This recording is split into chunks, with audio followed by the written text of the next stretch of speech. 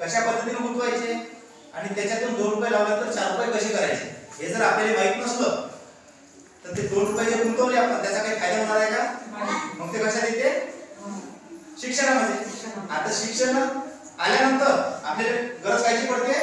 प्रशिक्षणाची. म्हणजे आता आपण उदाहरणार्थ साबण घेऊ.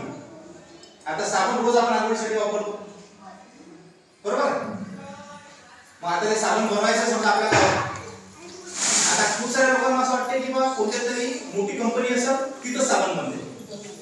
तुमच्यापैकी असे किती महिलांना वाटते की फक्त कंपनीचं साबण बनते आपण घरी बनवू शकतो?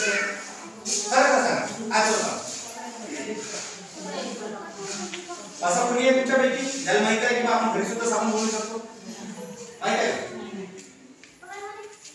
साबण बनवण्याचं कच्चं मटेरियल हे आपण 400-500 रुपये किलो ना बाहेर जर बोलावलं तर ते करंजी बनवायची जसं हे असते की नाही साचा तसे त्याचे साचे भेटतात 100 रुपये. माहिती आहे का? माहिती आहे का? आता साबण बनवलं की आपण आता ते बोलावलं त्या साच्यातही बनवलं आता हिसाब नाही काही मोठा प्रश्न नाही की रोज त्याच्यात आंघोळ करणार आहोत का? बरोबर. मग याच्यासाठी काय गरज पडते आपल्याला? मार्केटची. मग त्याच्या या सगळ्या गोष्टीसाठी काय महत्त्वाचं आहे सांगा?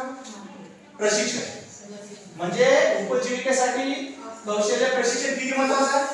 म्हणजे एखाद्या गोष्टीचं जर आपल्याकडे कौशल्य नसेल तर आपण काही करू शकतो का? म्हणजे आपण साबणाचं उदाहरण घेतलं होतं त्याच्यासाठी आपल्याला प्रशिक्षण घ्यायला लागेल. प्रशिक्षणाचं कौशल्य आपल्यामध्ये ते अंगीकारायला लागेल तेव्हा आपण काय करू शकू? उपजीविकेसाठी आपण चांगल्या पद्धतीनं काम करू शकू. खूप महत्त्वाचा आहे विषय बरोबर.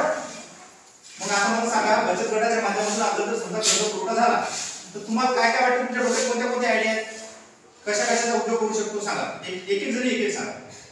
आणि सगळ्यांना माहिती आहे, मला माहित आहे कारण आपण खूप हुशार आहोत फक्त आपण बोलत नाही तर सगळ्या जणी बोला. सांगा बरं एक उद्योग सांगा.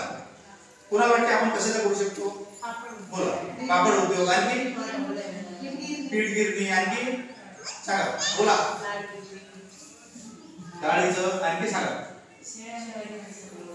शेवड्याचं आणखी मॅगीचं आणखी सांगा सांगा पटापट बोला. सगळेजण बोला. आणखी काय करू शकतो सांगा. मेणबत्तीचं बनवू शकतो अगरबत्तीचं बनवू शकतो की नाही? म्हणजे उद्योग आपल्याकडे खूप आहे फक्त आपल्याला कशाची गरज आहे त्याची आपल्याला माहिती नाही. कुठून त्याचा कच्चा माल खरेदी करायचा कशा पद्धतीने बनवायचा त्याची मशिनरी कितीची येते हे आपल्याला माहित नसल्यामुळे घोर आहे. आणि त्याच्यापेक्षा सगळ्यात महत्त्वाचा मुद्दा हा आहे की आता ते सगळं आपण जुगाड केलं मशीन आणली सगळं कच्चा माल आणला बनवलं की पण सगळं काही आपण घरी वापरणार नाही. ते आपल्याला काय करावं लागेल? म्हणजे बचत गटाच्या माध्यमातून कर्ज पुरवठा झाला समजा आपण साबणाचं करायचं ठरवलं कच्चा मालही आणला मशीनही आणली आता बनवली आता आपल्याला काय करायचं आहे? ते काय करायचं? विकायचं. आता विकायसाठी काय काय